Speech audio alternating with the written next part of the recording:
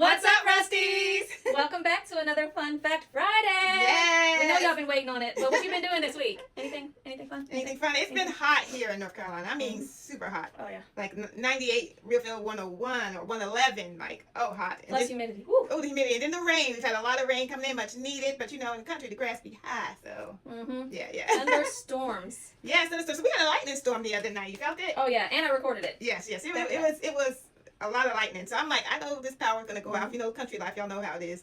That lightning storm and power gets out. So I knew. So I started looking around. I'm at my mom's house. I'm like, let me see if I can find something, flashlight, candles or something. And I found this flashlight here, right? And when I say this is it's heavy duty, I was like, where did you get this from? It was cool. And of course the lights went out. They stayed out long, but they went out for a few minutes. I turned the light on and I just clicked it and it was like the sun came out. I mean, this is a powerful light. I mean, I'm not endorsing these. I don't know, but It literally lit up the whole room. She sent me a video. Yes, I mean, so if y'all need a flashlight, I don't even know what brand it is or whatever. We'll have to look it up. Hey, and if it's your flashlight, give us a shout out because I mean, it is on point. It was whoa, like it was.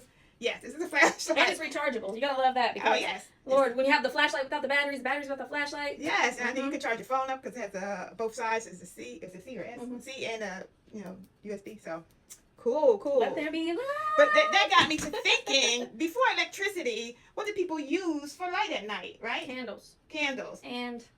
But like out in the street, like how did they use it? So I said, I like a lot of old time shows and stuff and and I said, lanterns. They use lanterns, right? They use lanterns. So I found some. I'm like, that's cool. Because, I'm a vintage girl. I'm like, vintage boho is my style. One of our customers today was like, I love your vintage boho style. And I said, that's just all me. vintage boho. But they use lanterns, and isn't this cool? They use a lantern that you could put a candle in, right? You can... I'll be right back. Keep going.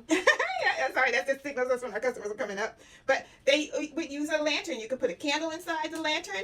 And, yes, and they carry it around. You could do it bedside. You can hang it around. You people walk around in their homes with it. They hung it outside the house in their buggy carriages. They would hang on the sides of the buggies. And and they used glass. They were surrounded, let me say, in glass to shield the light from going out, right? But not only glass, they also used animal horns. Okay. Yes, right. That's how would they use that?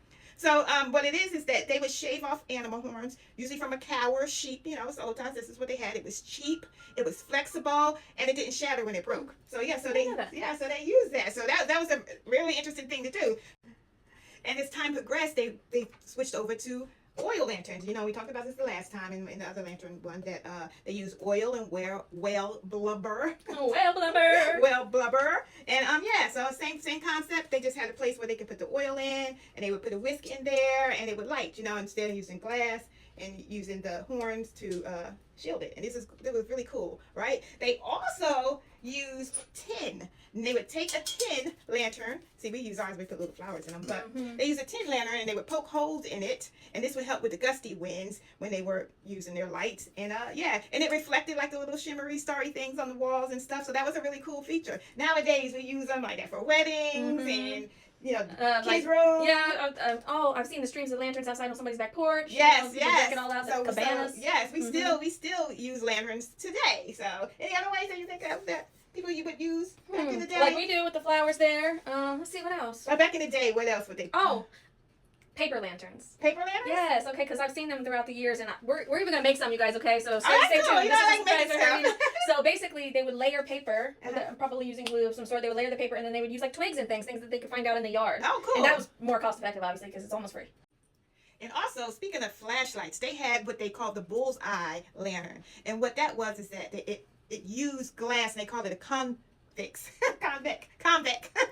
glass, and that it would just help aim the light, direct the light forward, and that was used by the night watchman, and that was just like the original flashlight. So they use those a lot at railroads and things like that. So I think she has a picture she can show you what that is. So so that's cool. So lanterns are great, and like we said, they're great to use nowadays. The power goes out, and you can decorate around your home. As we said, we put flowers in ours, and then we decorate them around our homes. Gives us a little nostalgic. Yeah, they're decorative and functional. Because you can still buy all of the things to make them functional. The oil, yes, that's still sell. It wasn't expensive, the last time I bought some, but it's the little wicks, they're cloth. A lot of people use the cloth wicks, but those are like real cost effective. You can find those pretty much anywhere, so you can have it double. Yeah. I joke all the time about all the vintage and antique stuff that's in my house all the time, and I'm like, everything doubles as a weapon. You know, or don't invade the house. You know what I mean? Everything doubles as a weapon because vintage and antique stuff is usually way heavier Yes. than the stuff now. Because it's So real. It's that real. right, and it's usually still usable. Almost everything that we have is still practically able to be used. Like you can for its original use or something else. Yes, yes. So that's why I love recycle, vintage. guys. Recycle. Yes, right. It's better right. to buy secondhand, Yes. vintage and antique, Yes. than all of this fast made throwaway stuff. We were just talking about that earlier with our customers too. Yes. So that's another thing that we all agree on. And anybody in this business or people who like thrift stores and antique stores and vintage stuff, like we kind of know Right. this stuff is gonna last you a long time. I still have some of those bullseye lanterns at my house. Oh, They're really, cool. really cool, but Yeah. it's just they last forever. Yes. And they make great decoration, right? And they make great decorations. So if you would like a lantern and you're looking for some, we do have some here at the Rusty Rose Vintage Shop. Kia, show them what we got.